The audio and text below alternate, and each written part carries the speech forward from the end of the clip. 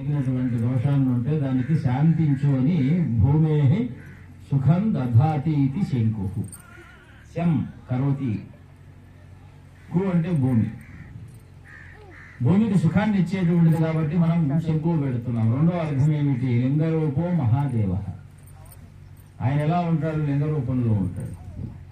స్తంభరూపో నృకేసరికి, స్తంభ రూపంలో కేసరి ఉంటాడు నరసింహస్వామి వారు. ఇద్దరికి అభేదం. ఇది లింగాకారమే, అది లింగాకారమే. కాబట్టి లింగం వైష్ణవంలో రుద్రావతారాన్ని పెంచుకోవాలి అంటే స్తంభంగా చూస్తాము, లేదు శైవంలో చూసుకోవాలి అంటే లింగంగా చూస్తుంటాము. ఈ రెండు భూమి యందు పెట్టినప్పుడైతే ఆ భూమికి శివ కేశవ ఇద్దరి యొక్క శక్తి ఆ భూమి సంతరించుకొని దైవత్వాన్ని ఉట్టిపడేట్టుగా చేసేటువంటి దాన్ని శంకుహు అన్నారు.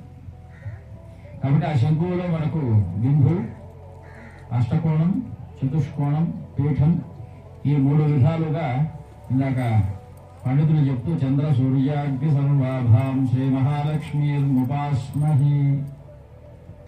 చంద్రుడికి చతురస్రం, సూర్యుడికి వర్తులం, వర్తులం, అగ్నికి దశకోణము అష్టకోణము, రెండు అష్టవసు దశ కళలు కలిగినటువంటి వాడు కనుక అష్టత్వాన్ని అక్కడ ఆపాదింపజేస్తుంది.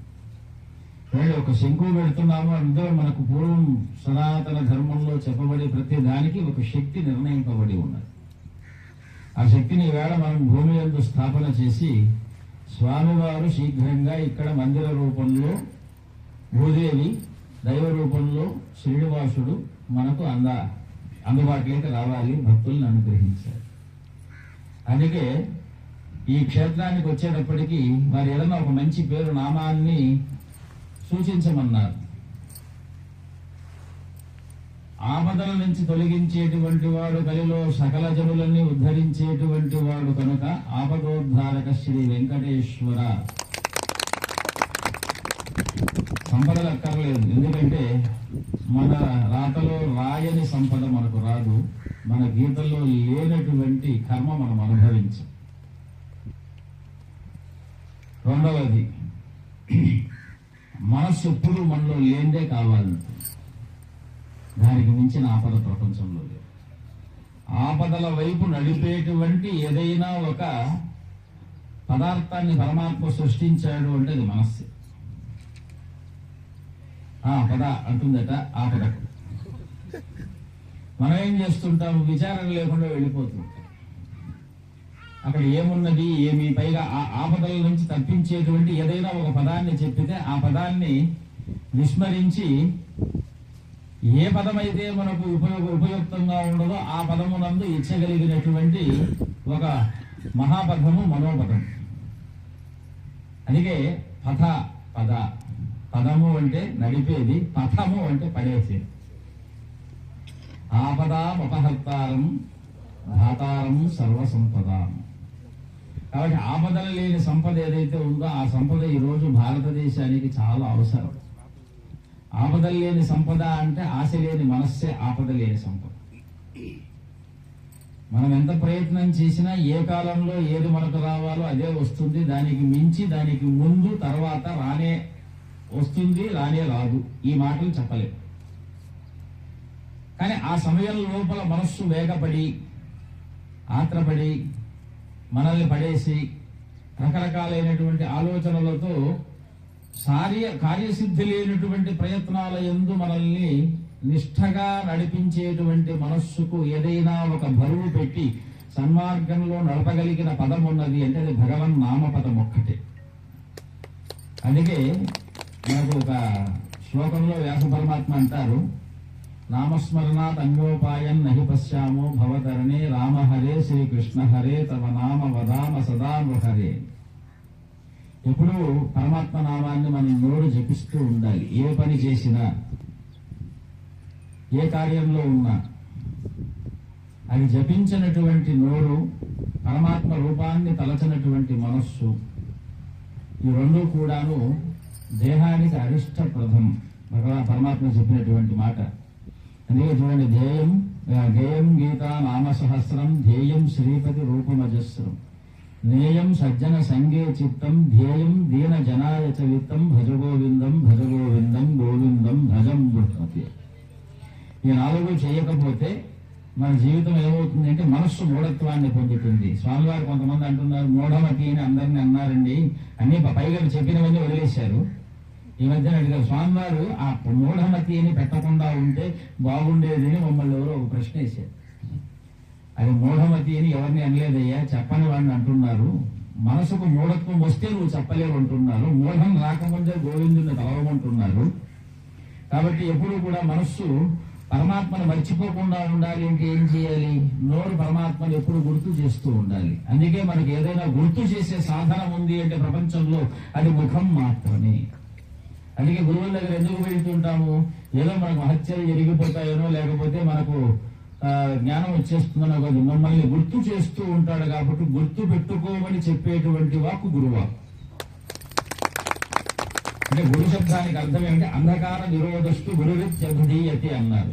అంధకారాన్ని నిరోధించడం అంటే తెలిసిన దాని మీద ఏదైనా ఒక మాయ కమ్మి మర్చిపోతామేమో అని నిరంతరం తస్మాత్ జాగ్రత్త అని వెంటబడి మీకు పోయినటువంటి మతిని, మూఢమతిని సమ్మతిగా మార్చగలిగినటువంటి ఏదైనా ఒక మహా శ్రీమత స్వరూపం ఉంది అంటే అది గురుమతి మాత్రమే. అందుకే శ్రీమాన్ వెంకటేశ్వరుని నారాయణుని మనం ఏమంటున్నాం?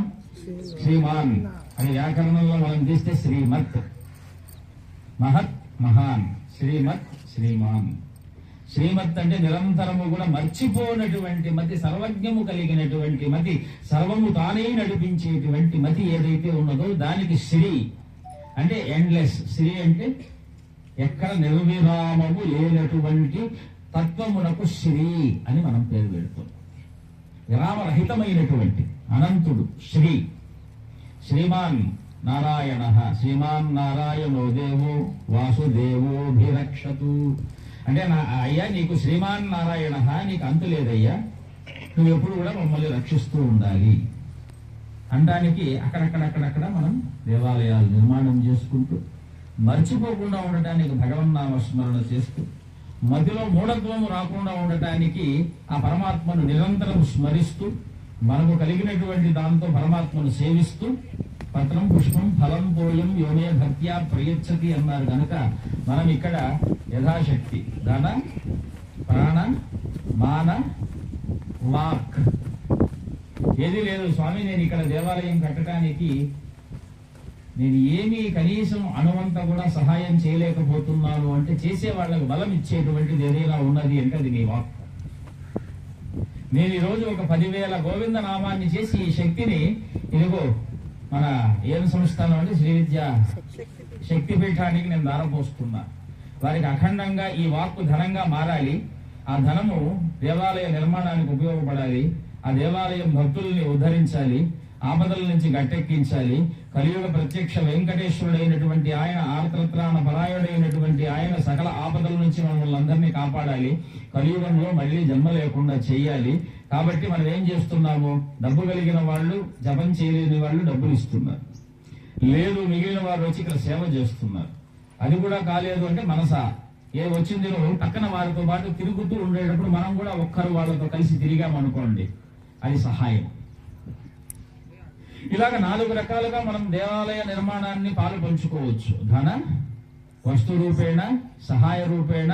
ఈ 3 నాకు కాళ్ళు పని చేయలేదు, సమయము లేదు, ధనము లేదు. పరమాత్మను మనం ఎలా ఈ లోకంలో వారికి పరమాత్మ కొరకు ధర్మం చేస్తున్న వారికి మనం సహాయపడగలము అంటే ఏమి అది చెప్పాల్సిన అవసరం కూడా లేదు. అన్నిటికంటే భూషణం వాగ్భూషణం భూషణం. స్నానం న విలేపనం న కుసుమం న గంధం. ఏమీ కూడా ఆ ఆభూషణాన్ని మించిపోలేవట. ఆ భూషణం ఏమిటి అంటే వాగ్భూషణం.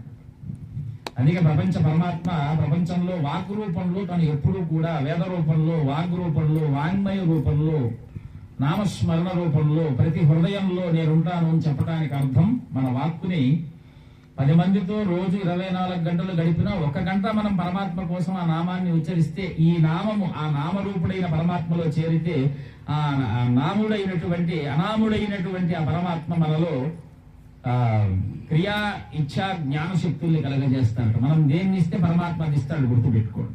యద్భావం తద్భవతి. నువ్వు ఏది ఇస్తే పరమాత్మ అది ఇస్తాడు. నువ్వు నామాన్ని ఇచ్చావనుకో, అక్షరాన్ని ఇస్తున్నావు, ఆయన నీకేమి ఇస్తాడు? జ్ఞానాన్ని ఇస్తాడు. కాబట్టి శ్రద్ధగా అందరికీ చెప్పండి, పరమాత్మ నామాన్ని మనం చేయటం వల్ల ధర్మాన్ని రక్షించే జ్ఞాన సంపద ఈ రోజు చాలా అవసరం. మూఢమైనటువంటి దుష్ప్రచార విజ్ఞాన సాధనములు విపరీతమైనటువంటి కలియుగాన భగవద్ విజ్ఞాన పద వైభవం ఒక్కటే మమ్మల్ని కాచు, ఇంకొక బ్రోచువాడు లేడు. భగవద్ నామ విజ్ఞాన వైభవం ఒక్కటే మనుజులని కాచు, బ్రోచువాడు ఆయన ఒక్కడే. కాబట్టి ఆ నామాన్ని నిరంతరం ఒక 2 గంటల కాలం పాటు, ఇదే సందర్భం కాబట్టి ధర్మం కూడా చెప్తున్నాం. శంకర భగవత్పాదులు చెప్పినటువంటి ధర్మం, గురుచరణాంబుజ నిర్భర భక్త, గురువుల పాదాలని నిరంతరము సేవిస్తూ ఉండాలి. ఎందుకంటే ఆ పాదాలు లోకాలకు ద్వారాలట. ఈవేళ సైంటిస్టులు అందరూ టైం మిషన్ పెట్టుకొని ఆ లోకానికి ఎలా వెళ్ళాలి, ఈ లోకానికి ఎలా వెళ్ళాలి అని వెతుకుతూ ఉంటారు. వాళ్ళకి ఇప్పుడే కాదు, ఇంకో కొన్ని కోట్ల సంవత్సరాలైనా ఆ టైం మిషన్ లో టైం ట్రావెల్ చేయగలిగినటువంటి శక్తి వాళ్ళకి రాదు. ఎవరికి వస్తుంది అంటే గురుపాదాలను ఆశ్రయించిన వారికి వస్తుంది. అందుకే చూడండి, మంత్రంలో కూడా చరణం పవిత్రం విదతం పురాణం ఏన భూతస్తరతి దుష్కృతాని తేన పవిత్రేణ శుద్ధేన భూతేన అతి పాప్మానమరాతింతరేమ.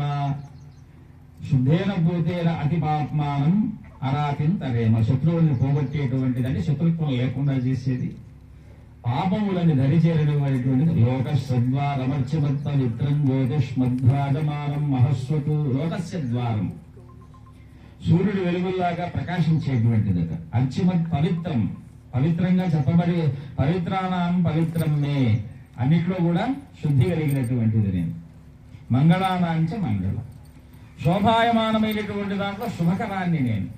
వీడు పరమాత్మ తనకు తాను చెప్పుకున్నట్టుగా, ఆయన నేను నీలో ఉంటా, వాక్కులో ఉంటా, నువ్వు ఈ గీతను అధ్యయనం చేస్తే చాలు, నువ్వు ఇంకేం అక్కర్లా. గీత నీకు రాకపోయిందా, నామాన్ని 1000 సార్లు చెప్పు. శ్రీరామ రామ రామేతి రమే రామే మనోరమే సహస్రనామ తత్తుల్యం రామ నామ వరానని. ఇది చేసినా కూడా రామ శ్రీరామ అంటే 1000 సార్లు చెప్పినట్టు. చూడండి, ఇంతకంటే సులభోపాయం ప్రపంచంలో ఏ మతంలో ఏ దేశంలో ఎవరికి అందుబాటులో లేనటువంటి అఖండ ఐశ్వర్య వాక్ సంపద వైభవాన్ని మనకు అందించారు పురాణికులు, మన పౌరాణికులు, ఆర్ష విజ్ఞానవేత్తలు. దాన్ని ఆచరిస్తే సులువైనటువంటి ధర్మము ధైర్యము 2 కావాలి. ఈరోజు ధర్మాన్ని కాపాడాలని ప్రతి ఒక్కరికి ఉంటుంది, కానీ కాపాడే ధైర్యం లేదు ఎవరికి.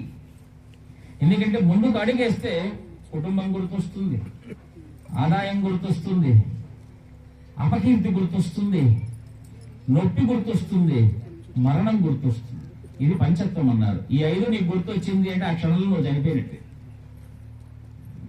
చూడండి, దీనికి శంకర భగవత్పాదులు వివేక చూడమని చెప్పారు. మళ్ళీ ఇంకో రోజు చెప్పుకుందాం. పంచత్వం పంచాదవి పంచభిరేవ పంచ పంచత్వమాప స్వగుణేన బద్ధాః. స్వగుణముల చేత బంధింపబడ్డటువంటి 5, ఒక్కొక్క గుణము చేత బంధింపబడ 5 జంతువులు ఆ గుణం చేతనే మరణాన్ని పొందుతున్నాయి. కురంగ మాతంగ పతంగ మీన భృంగ అనేటువంటి 5 వాటికి ఉన్నటువంటి ఒక్కొక్క గుణము చేత చనిపోతున్నాయట. ఇక ఒక మాట, చిట్ట చివరి ఒక మాట చెప్పారు. భృంగ నర పంచభిరంచిత, 5 కలిగిన ఈ మనిషి గురించి నేనేం చెప్తాను. ఒక్కొక్క గుణంతోనే ఒక్కొక్క జంతువు మరణిస్తే 5 గుణాలు సమాహారంగా సమవాయంగా ఉన్నటువంటి ఈ దేహం గురించి నేనేం చెప్పాలి.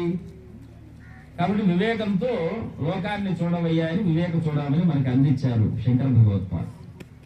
ఇలాగ ఎన్నో ఎన్నో మన వైభవాన్ని చెప్పుకోవటానికి ధైర్యం రావాలి మనకు. అందుకే ఈ క్షేత్రంలో వెంకటేశ్వర స్వామి వారికి ఏం చెప్పాము అంటే, మనో ఆపదల్ని గట్టెక్కించేటువంటి ధైర్యాన్ని మనకు ఒసంగేటువంటి ఆపదోద్ధారక శ్రీ వెంకటేశ్వర స్వామి వారి దేవస్థానంగా ఇది ఖ్యాతిని చెంది మనకు ఆపదోద్ధారణ జరిగింది అంటే కార్యసిద్ధి జరిగినట్టే. అందులో మన నామధేయం వేణుగోపాల శాస్త్రి, వేణుగోపాలరావు గారు ఇక్కడికి వచ్చారు ఈవేళ. వేణుగోపాలాచార్య గారు, వారు పూర్వం అందించినటువంటి సేవలు అది అగణితం. ఏదైనా ఒకటి చెప్పాలి అనుకుంటే దానికి వెంట చాలా అనేక విధాలైనటువంటి శ్రమ కోర్చి ధార్మికమైనటువంటి రాజుల మదిలో గురువుగా నిలిచినటువంటి ఒకానొక స్వరూపం వీరు రమణాచారి గారు.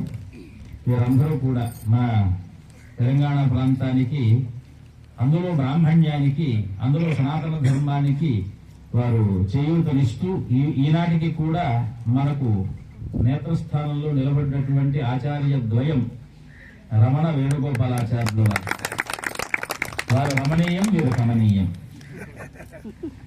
ఎందుకంటే రమణీయం చూస్తే చాలా రమ్యంగా ఉంటుంది, నామమే కమనీయమైనటువంటిది, వేణునాద వైభవాన్ని అందించేటువంటి వారు.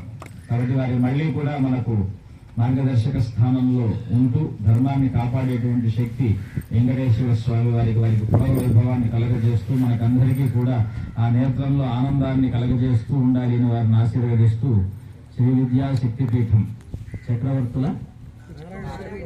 చక్రవర్తి శర్మ గారు, వారి పేరులోనే చక్రవర్తి.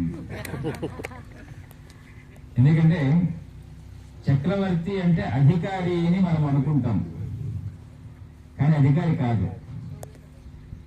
చక్రము కంటే వేగముగా నడుచు మనస్సుభావము కలిగిన వాడు. ధర్మము తప్పకుండా అధర్మాన్ని అణచటానికి సుదర్శన చక్రం ఎంతటి వేగంగా తిరుగుతుంది అంటే కాల సుదర్శన చక్ర అని అన్నారు. 6 ఋతువులు, అందులో ఉన్నటువంటి 6 పరశువులు, మళ్ళీ 12 ఘట్టాలు ఉంటాయట, 12 మాసములు, అందులో పరమాత్మ వేలు ఉంటుందట. అది పరమాత్మ యొక్క ఆత్మ చైతన్య శక్తి.